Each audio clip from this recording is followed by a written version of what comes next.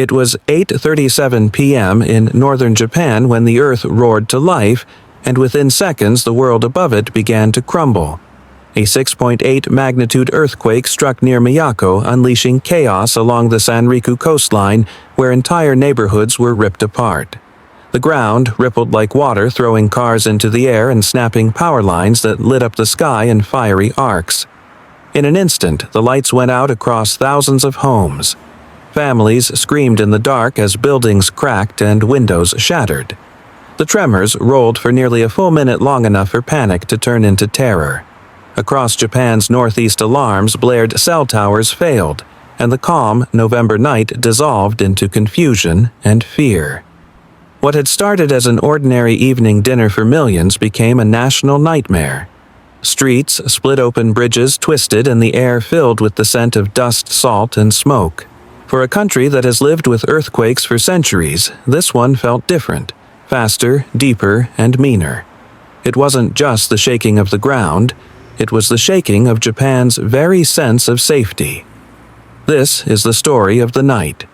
Japan broke apart, a story of destruction, survival, and the haunting reminder that no matter how advanced we become, the Earth always has the final word.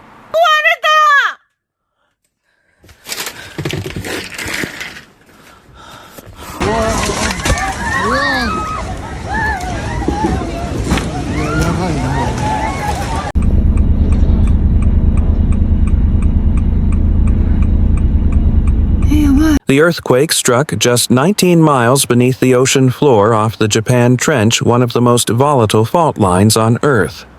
The shallow rupture made the shaking far more violent, sending shockwaves through Miyako, Iwate, and Miyagi prefectures like a rolling explosion.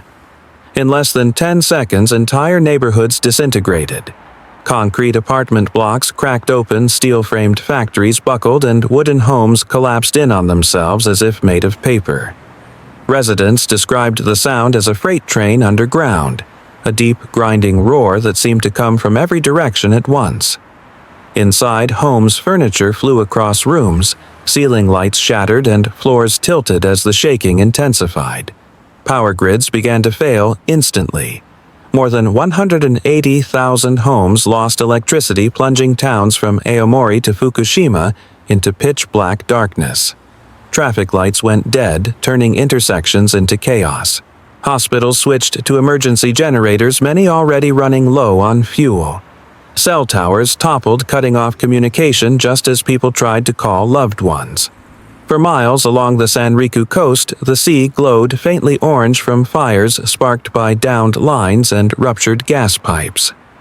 In the span of a single minute, a region known for its quiet fishing towns and mountain serenity was transformed into a landscape of collapsing walls, sirens, and panic. Japan, a nation built to withstand earthquakes, had just been shaken to its core.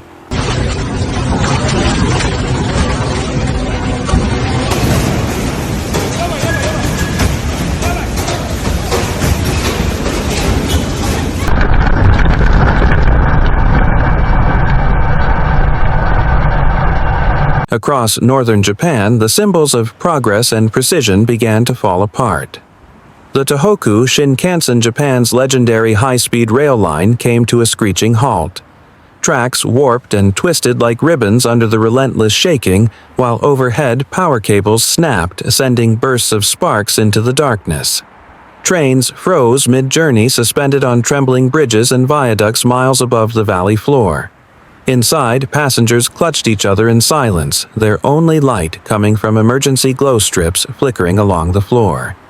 At stations from Morioka to Sendai, thousands of stranded travelers waited in freezing darkness, their luggage piled around them as staff handed out blankets and bottled water. Platforms meant for rush-hour commuters had become emergency shelters. Loudspeakers buzzed with static. The rail network that once symbolized Japan's technological pride was now paralyzed by nature's force. Meanwhile, along the Sanriku coast, the destruction spread. Coastal highways buckled, leaving deep cracks that swallowed cars whole. Massive cargo cranes toppled into the ocean, and fishing boats were hurled against seawalls, crushed like toys by waves churned up by the quake. Cold storage warehouses lost power, threatening millions of dollars in seafood exports, the lifeline of northern Japan's economy. Inland semiconductor plants and auto assembly factories were forced to shut down as precision machinery cracked or shifted off its foundations. Conveyor belts lay motionless and power stations reported widespread transformer fires. The tremor didn't just shake buildings, it brought an entire industrial region to its knees. By dawn, what had once been a landscape of bullet trains, factories, and fishing ports looked more like a war zone, a reminder that even the most advanced nation on Earth can be brought to a standstill in less than a minute.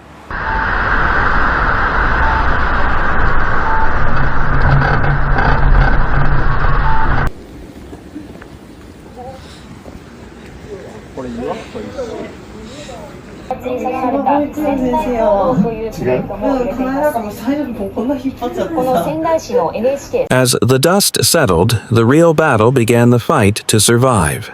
Within hours, more than 90 aftershocks rippled across northern Japan, some strong enough to knock people off their feet.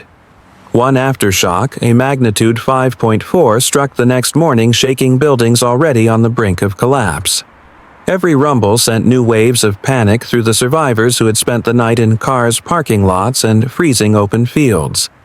Evacuation centers filled faster than officials could open them. School gymnasiums became makeshift dormitories lined with sleeping mats, while Buddhist temples and community halls opened their doors to families who had nowhere else to go. Volunteers worked by flashlight, distributing food, water, and thermal blankets to shivering evacuees. Meanwhile, firefighters and rescue crews dug through the wreckage of fallen homes. Their headlamps swept across mangled steel-cracked foundations and the faint outlines of trapped residents calling for help. Every minute counted. In some neighborhoods, emergency teams worked with bare hands, clearing debris one piece at a time while aftershocks rattled the ground beneath them. At the Onagawa and Fukushima Daini, nuclear plants engineers faced their own crisis. Backup diesel generators roared to life as the main power grid failed, preventing a repeat of the 2011 meltdown, but alarms still blared and radiation monitors briefly spiked before stabilizing. The fear was real. In the quiet between tremors, survivors spoke softly about the sound, the deep, endless roar of the earth moving beneath them. Parents held their children close, whispering prayers that the shaking would stop. For many, it felt like the longest night in Japan's modern history, a night where every sound could mean either rescue or collapse.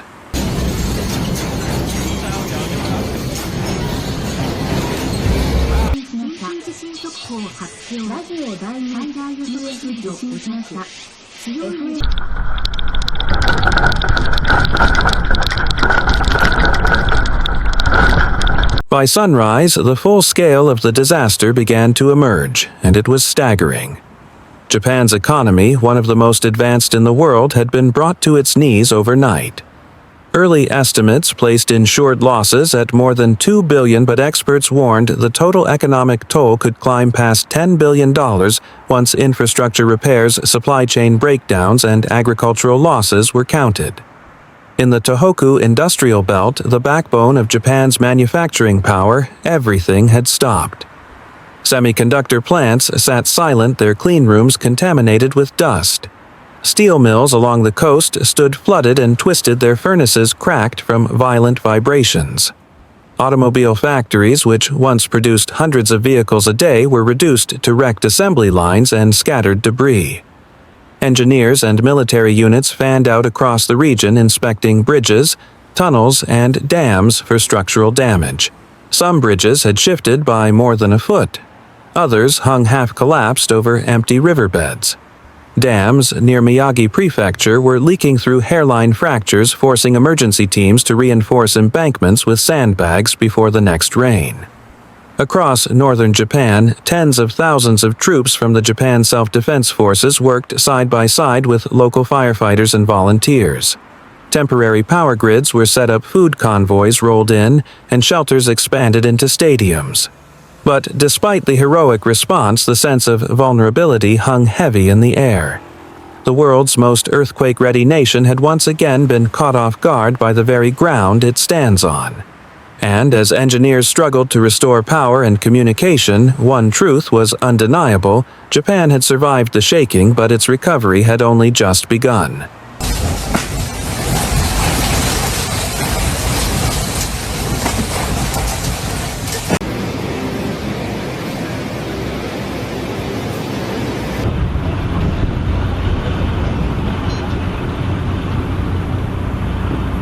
While rescuers fought to stabilize the disaster zone, seismologists issued a grim warning: the danger wasn't over. The quake's epicenter lay along the Japan Trench, the same subduction zone that unleashed the catastrophic 2011 Tohoku earthquake and tsunami. Instruments showed new tension building deep beneath the seafloor, a sign that the fault was reloading. Experts from the Japan Meteorological Agency explained that two massive tectonic plates, the Pacific Plate and the Eurasian Plate, are locked together just offshore. Each year they shift by only a few inches, but over time that pressure mounts until the rock suddenly gives way. What happened on November 9th wasn't the final release, it was a warning shot. Japan experiences more than 1,500 earthquakes every year, most of them harmless. But this one was different: sharper, shallower, and more destructive than most. Scientists called it a reminder of the inevitable. Even with the country's cutting-edge seismic systems and strict building codes, there's no way to completely escape the planet's shifting anatomy. In Miyako and the surrounding towns, people already understood that truth. The ground beneath their feet hadn't just cracked, it had betrayed them. Every aftershock was another test of endurance, another moment of fear. As one local official said, "We prepare for this all our lives, but you're never really ready when it comes." For Japan, the earthquake was more than a natural disaster. It was a message from the deep, a reminder that even the safest places on Earth are only borrowed from the sea below.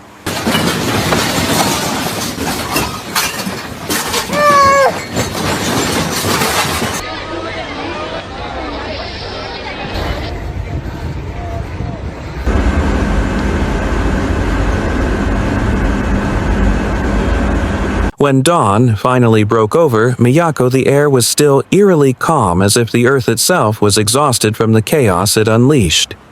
Streets, once glowing with neon lights, now lay buried under dust and debris. The sound of sirens faded into a heavy silence, broken only by the hum of generators and the distant rumble of aftershocks.